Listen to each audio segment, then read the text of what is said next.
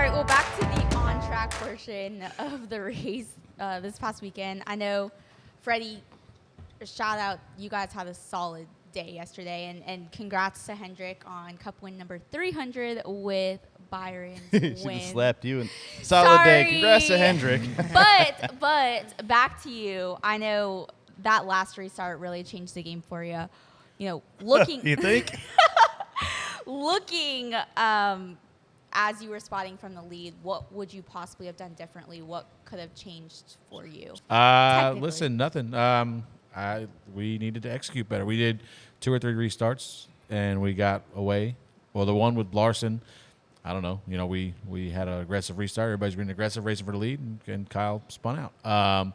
Then we had a good restart, got out front, and a big wreck happened. We had to do another restart, and didn't get a great push from behind for whatever reason. Just kind of got away from the 9. Didn't get a good shove. They got hooked up on the bottom before us. Briscoe was pretty tight, and then he had damage on his nose, I think, from kind of running the back of us on a restart before. So he got tight, kind of chased us up the hill. Nothing he did wrong. He's trying to go for the win just like everybody else was. And then I think the only mistake we made was trying to cover the bottom of 3 on entry versus just taking our normal line in there. You heard Bubba talk about it in his post-race interview. I don't think the 24 was in there far enough to really launch into 3 and get position on us. I think we could have entered a little bit better and got a better run off of 4 and probably cleared him. But hindsight's 20/20, and there's no telling what would have happened. He might have still got us if we got out front of him and he was second. So it's a good day. We led the most laps we've ever led in a race, 111, I think it was. Pole for the weekend. Close. Would have liked to have locked in, obviously, once you got some wild cards coming up here with Talladega and the Roval.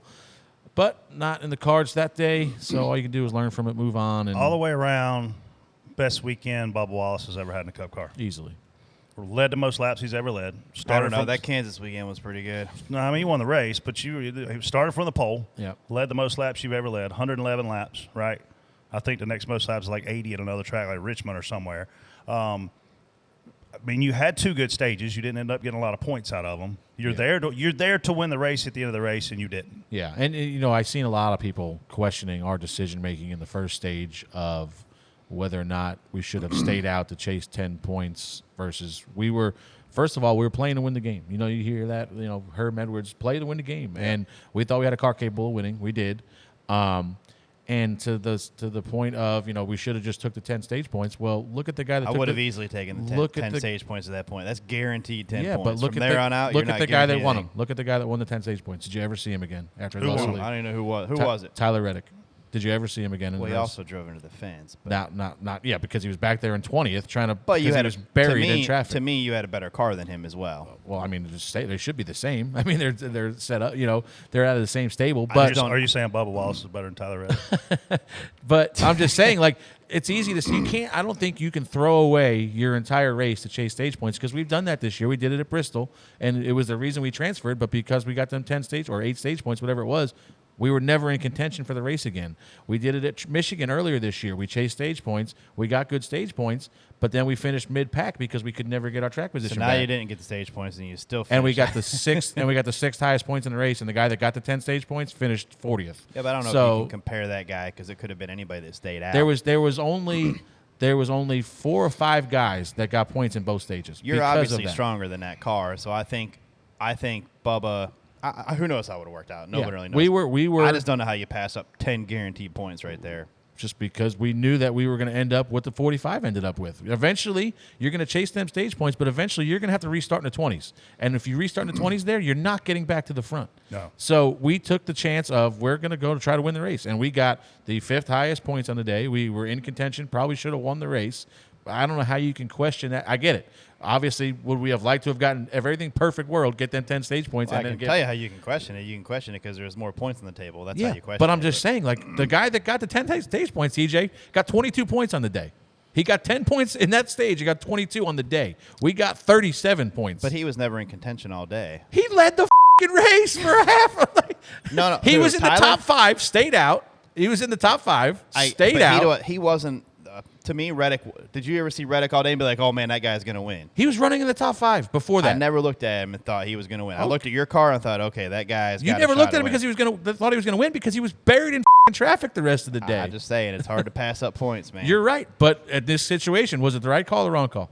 Because look at the guy that won the 10 points and look at us. I don't know. I mean, Larson. We got 15 more one points caution. than he did. One caution sways the whole thing. I mean, look at when JJ wrecked. That changed the entire race. Okay, at the same point, we were going to run 5th then, and Reddick was still buried in at about 18th.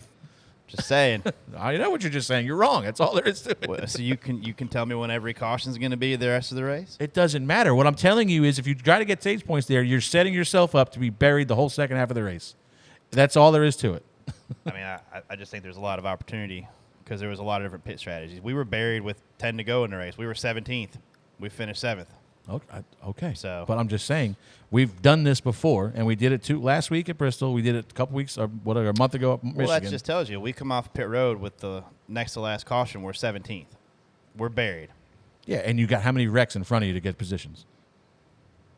What's the matter? Why is, your wrecks can't happen with the other time either with other. So I'm other gonna take 10 stage points, restart 20, and just hoping half the field wrecks. That's a good strategy. I'm just saying there's opportunity, things happen, and you can get I stuff get back. it. Like so. I said, we were playing to win the race, and we were in position to win the race. That's all we did, and it benefited us. We finished top 5. We were 3rd, whatever it was. We got 37 stage points, 5th most on the day. It is what it is. Santa Claus doesn't put cup wins under Christmas trees. And you guys were in a position to do it. You didn't pull it off. Obviously, I don't know. William I've Byron seen some did. wins that were put under Christmas trees. Oh, what were your thoughts on the pit road contact between Ty Gibbs and Hamlin? That was weird. Oh, Josh yelling at Hirsch was kind of funny. I thought Oh, Josh do was so share. excited to yell I at ain't Hirsch. seen Josh move that fast in a while. What? As soon I as don't they even hit- know. I don't even know what he was yelling yeah. at Hirsch about. But I think Hirschman likes to tell us all how to do our jobs at times, and I think that Josh just took the opportunity to go down there and yell I think at him. that's exactly what it was. As soon as they hit, it wasn't like 5 seconds after they had contact. I heard Josh yell, "Hirsch!" and he was like, right up. I'm like, was the 12 in that? I don't. No, it wasn't No, even in It it. seemed he weird, wasn't, and but then he was. We talked about this with the deal with Elliott and Larson a couple weeks ago. Like for some reason, the 54 was shaded way to the left. Like it looked like there was a I whole was car wondering worth that. There was, yeah. of room to the outside of him, and then I don't know what the communication was on the 11 pit. Like he drove straight out into traffic. I mean, he got hit T-boned in the door. Essentially, I don't think you could. I can't. If they hit 2 feet further back on the 11, it might break. It probably knocks the rear end or the rear toe breaks link the rear or toe something. link or something, man. Like, holy cow, they hit hard. The 11 shot out there like he was trying to hit him. Not that I don't think he was, but I do think the 11 was surprised the 54 was that low. Because if you look at the replay again, there's a huge gap. Just like you said, the 9 had a big gap on the outside of him. I don't know why these guys are crowding the inside lane. These guys got to go around cars to get out. And if you have room over there, you got to use it. You're just putting yourself in harm's way. And luckily, Denny didn't get damaged that ended his race because it ended a 54's race, right? That took him out of the race. It did, yes. So it could have very, very easily been Denny. And if, I don't know, where's Denny at in the points? He's good. Way good, yeah. Second, I think. Okay, but if he wrecks right there, that's probably, 20 points? Oh, at least. So he goes from there to... He would be where Kyle. I mean, I don't He's know probably how many where more, in front of Ross. Or He'd be right right where in front. Martin Of, is. he'd be right in front of like Kyle, because Kyle. I don't know how many more Kyle wrecked around then, and then he's got more stage points. I mean, playoff points than Kyle, so he'd probably be out, that but area. like around 8th, 9th, probably. I think. That's season changing right there. Yeah, it was interesting.